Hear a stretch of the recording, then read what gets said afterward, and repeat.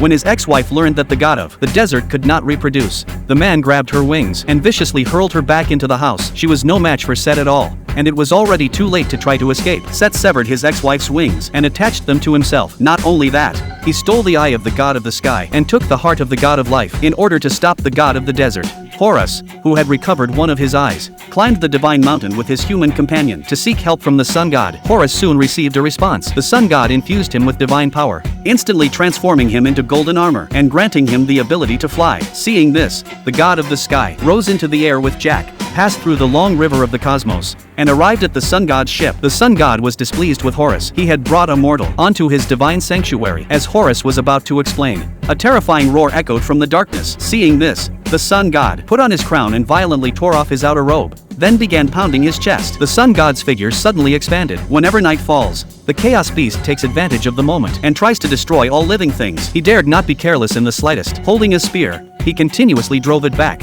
finally forcing the monster into the abyss of chaos. Horus wanted the sun god's help, but he chose to stand aside and do nothing. Horus could only take a bottle of holy water to extinguish Set's source power, and then return to the human world with Jack. However, before they could land safely, the sun god withdrew his divine power. Horus reverted to human form once again. The god of love worried about the safety of the god of the sky and secretly cast a spell to find Horus, taking the opportunity to warn him. Unexpectedly, Set followed closely behind and discovered the whereabouts of the two. Seeing this, the god of love pretended to submit, trying to deceive Set. The god of the desert drew his long sword, preparing to end her life. The god of love removed the bracelet that had been protecting her life, and demons dragged her into the dark abyss. The god of love is known as the Lady of the West and is the object of competition among countless demons. Horus slew 42 demon kings and forged a golden bracelet, allowing the god of love to walk freely again. The god of love used all her strength to put on the bracelet, and only then was she able to teleport near Horus.